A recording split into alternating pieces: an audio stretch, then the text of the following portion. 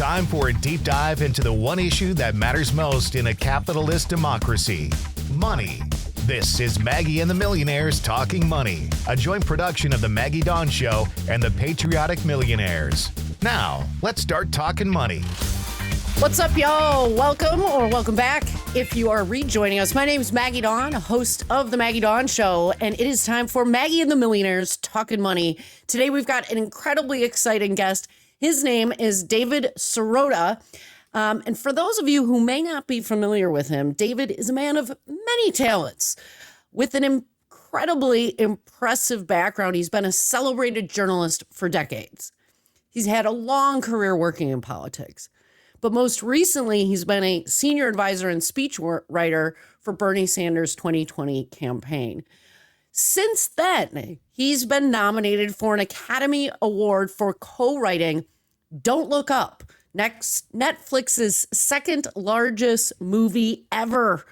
And he is now the founder and editor-in-chief of The Lever, an investigative news outlet dedicated to exposing corruption in America.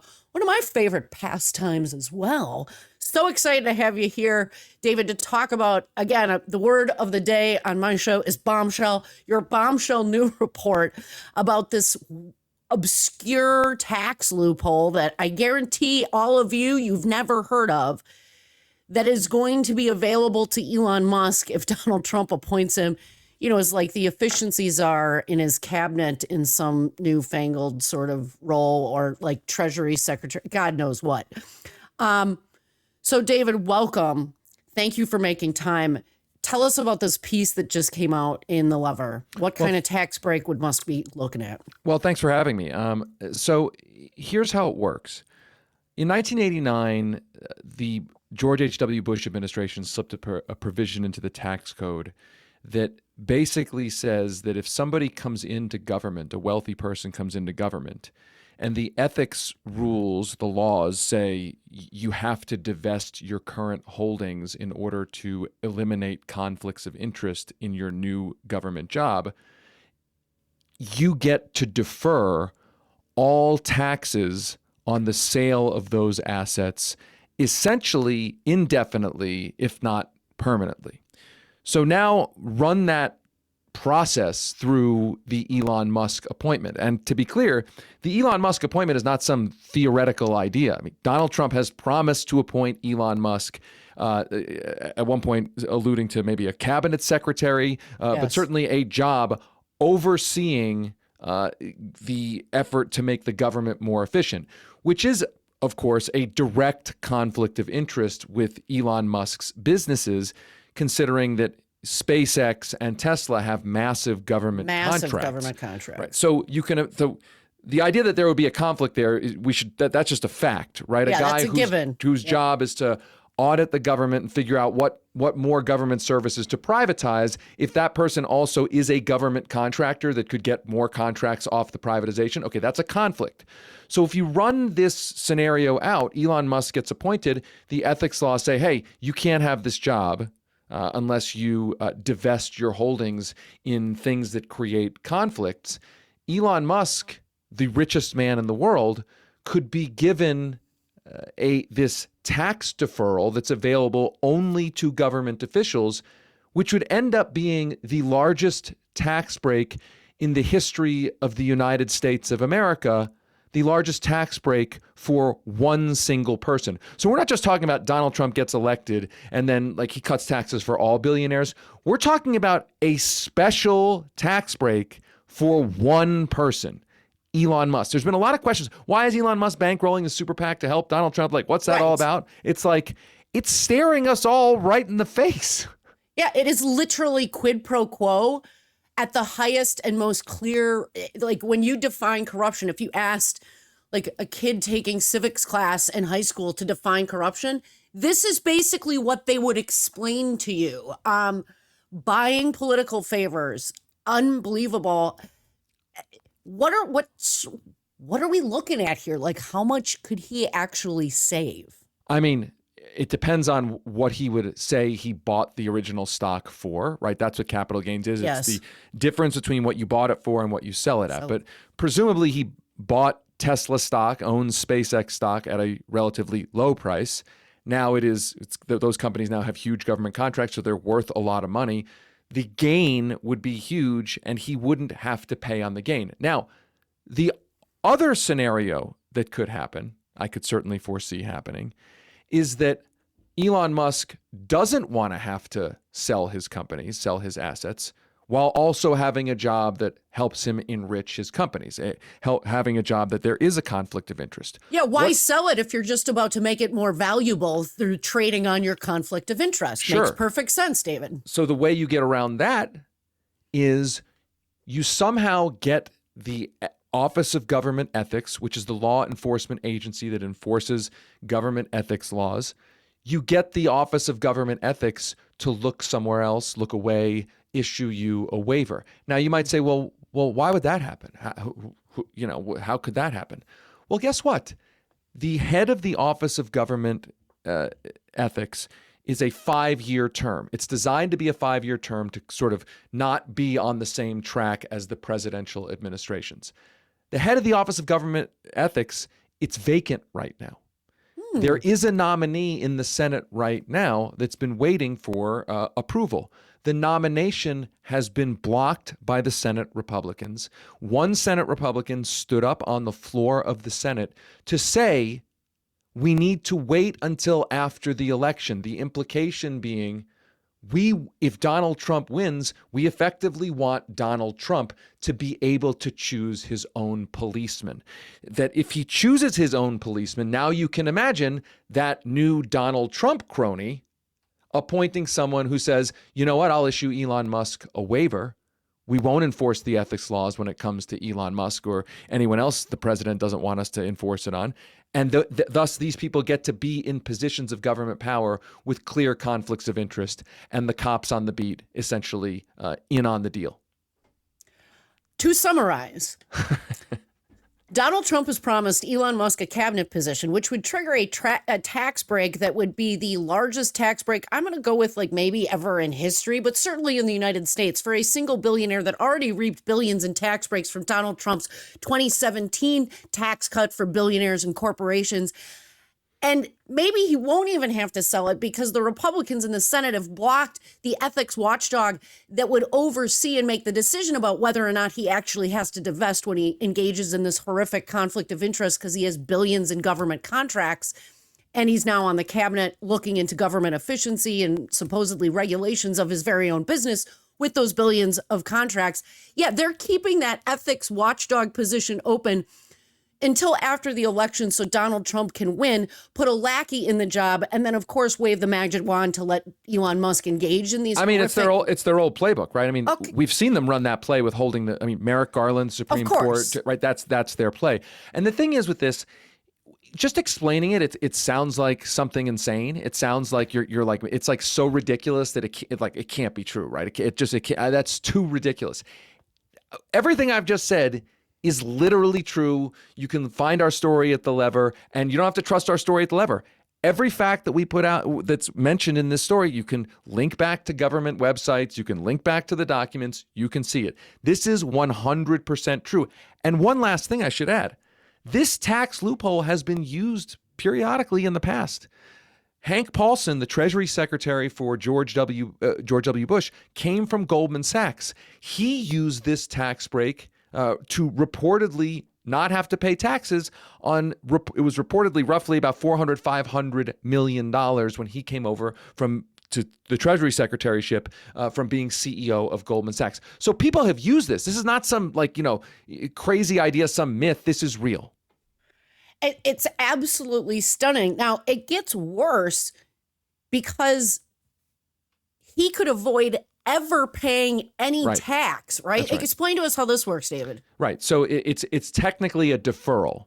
Now, when you defer taxes, you get to keep the money. You don't have to pay taxes. Obviously, you're going to be earning interest on the money. So that's, any tax planner says the more you can defer something into the future, the better. But if you put it in, essentially keep it in a mutual fund, in treasury bills, in your trust, earning that interest, et cetera, and you die, you never have to pay. Not only do you never have to pay tax on it, the taxes on it never have to be paid. And that's not David's opinion. That's not my opinion. That's from an expert from Holland and Knight, a guy by the name of Bob Rizzi is a tax attorney at Holland and Knight based in Washington, D.C. It is truly shocking. Why do we even have a tax cut like this or a tax loophole like this? I need to call it a loophole because that's what it is. Do we need this in today's government? I think that's a fair question. And the summary on that is George H.W. Bush's administration said it was harder to get people to come into government if you said to them, we're going to force you to divest and force you to pay a capital gains tax. Now, I can see the argument for that for somebody who is upper middle class, even sort of affluent, but not a billionaire. And the Democrats had legislation to say, listen, this thing can exist. You can't get more than a $1 million tax break on this, right? So the Democrats tried to limit it to some reasonable amount. Okay. Absolutely. They said, listen, the principle holds fine. There should be some way that if we force you to divest, you don't have to immediately get hit with a tax bill, and we'll make that tax benefit up to $1 million. Shocker, in the first Trump administration, that bill was blocked. Oh, I'm shocked. No, I'm not shocked at all, David. Folks, that's my very special guest for today's episode of Maggie and the Millionaires Talking Money. His name's David Sirota. He is the co-author of the Academy Award nominated Don't Look Up, Netflix's second largest ever grossing movie. We're talking about government corruption. He is the editor-in-chief and founder of The Lever. He just broke an incredible story about the billions dollar tax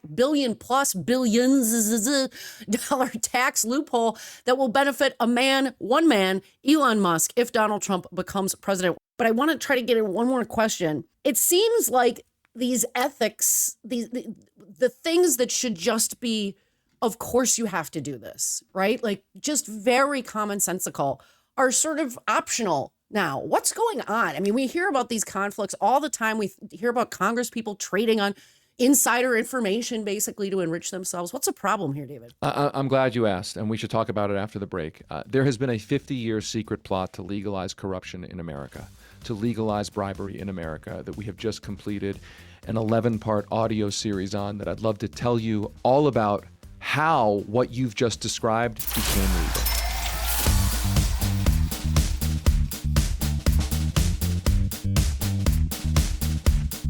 My special guest today, his name is David Sirota. He is a journalist. He's a screenwriter. He's worked on the Bernie Sanders campaign. This guy's done it all. And now he's helping expose government corruption. He's founded and is the editor-in-chief of a new online publication called Lever. We're going to put the link to the absolutely groundbreaking bombshell piece he just did on the quid pro quo that's going on between Donald Trump and Elon Musk to help Elon Musk get billions and billions in tax breaks if Donald Trump is elected. That article is going to be linked in our show notes. You can find that at civicmedia.us/Maggie Dawn Show. But David, you're telling me that this is not just a one-off. We've had a 50-year movement to basically make corruption in government legal. Tell us more. So our audio series is called Master Plan. People can find it at masterplanpodcast.com. Our series tells the story of how, from the Watergate era to today, there was a plan executed by specific people with a specific agenda to deregulate the campaign finance system and legalize bribery. That sounds like a conspiracy theory, but they, in many ways, they wrote it all down. So it's a conspiracy, but it's not a conspiracy theory. This started with something called the Powell Memo. The Powell Memo was a memo written for the Chamber of Commerce by a guy named Lewis Powell, who at the time, this is in 1971, who at the time was the head of the American Bar Association and a tobacco industry lawyer at the sort of prominent peak of the establishment. He writes this memo to the Chamber of Commerce. This is a moment when the corporate types are scandalized and very enraged and aggravated by Ralph Nader. Because Ralph Nader and the larger grassroots movements that he participated in were winning all sorts of things from government. The government had become, in Lewis Powell's mind, too responsive. I mean, remember, this is the era of Medicare, Medicaid, the civil rights laws, the voting rights laws, the EPA, the Clean Air Act, the Clean Water Act. I mean, the government, the good old days. I mean, just like so if you're Lewis Powell, if you're his corporate cronies, you're looking out at the world and you're like, the government is too responsive to the democracy, and we have to, corporate types, The elite. oligarchs, the elite have to fight back. That's what his memo is all about. And his memo, there's a lot of things in his memo, but two of the things that it focuses on are the judiciary and the campaign finance system. And so subsequently from the memo in 1971, by the way, Lewis Powell, soon after that memo, gets installed on the Supreme Court, where he will come back to haunt our dreams. I'll tell you about that in a minute. As the Powell memo goes out, starts circulating, and it ends up creating a lot of these groups, conservative groups, that we've now gotten used to: the Heritage Foundation, the Pacific Legal Foundation, et cetera, et cetera. The whole right-wing infrastructure is sort of inspired and built from this memo. And very soon after the memo happens, Watergate happens, and there is the post-Watergate campaign finance reforms, which are then immediately limited by the Supreme Court in that Buckley v. Vallejo ruling, engineered in part by the Chamber of Commerce and the likes, to create the legal doctrine that money is not corruption. Money in politics is constitutionally protected speech, which is the basic building block of everything that subsequently comes. What comes right after Buckley v. Vallejo is Lewis Powell himself is now on the court. He works. By the way, we have all these never before reported documents about this. Lewis Powell works behind the scenes at the Supreme Court to take that ruling and effectively apply it to corporations, saying corporations have an unlimited, constitutionally protected First Amendment right to spend whatever they want to spend in election. That's called the Bellotti ruling. The Bellotti ruling becomes the most cited ruling in the Citizens United ruling. Now, that's a very truncated way of telling the story, and a lot of the story focuses on how the Federalist Society grows up out of the Powell memo to focus on the courts and ultimately switch the courts over to the Roberts courts and what that means. But just to be clear, all of the corruption we're living in, it may seem like a natural inevitability, but it is not. It is an artificial reality created by specific people with a specific agenda. And you might wonder, well, why would they want to legalize corruption? Why would they want to deregulate the campaign finance system? Because I think they understood that their agenda, their self-enriching agenda, is not a popular agenda that can get enacted in a one-person, one-vote democracy, that they needed to use the one thing they have a disproportionate amount of. They don't have a disproportionate amount of the votes. They have a disproportionate amount of the money. So if they can use the money to obtain a disproportionate amount of the power, they rig the one-person, one-vote system that's supposed to be there into essentially what you would call, I think fairly, an oligarchy. Yes. When you layer this on with the history of the Electoral College and the fact that the Electoral College today bears no resemblance to what it was when it was created, we didn't have winner-take-all states. Wow, we have really worked ourselves into a weakened state of democracy here in this country. Well, as I say this, people are worried about democracy in the election and Donald Trump, and I totally understand that worry. But I've sort of glibly say this, and darkly funny, I guess. If you're worried about the democracy crisis, let me tell you about the 50-year plot to have every election bought, every piece of legislation bought, every court ruling bought. That's the deeper democracy crisis thrumming underneath everything. He is the symptom, but is not himself the cancer. And even if we eradicate Trump, there will be the next version, which will be slicker and less offensive and much, much more dangerous. David Serrata, folks, my great thanks to you for your time today, sir. We're coming up on it. Thank you so much for having me. Yeah, last thoughts, David. I'm going to give them to you. Speak to Wisconsin voters. Yeah, listen, I would say you're in the hot seat. Look, I grew up in Pennsylvania. I grew up being in the hot seat too. Wisconsin voters are really in the hot seat.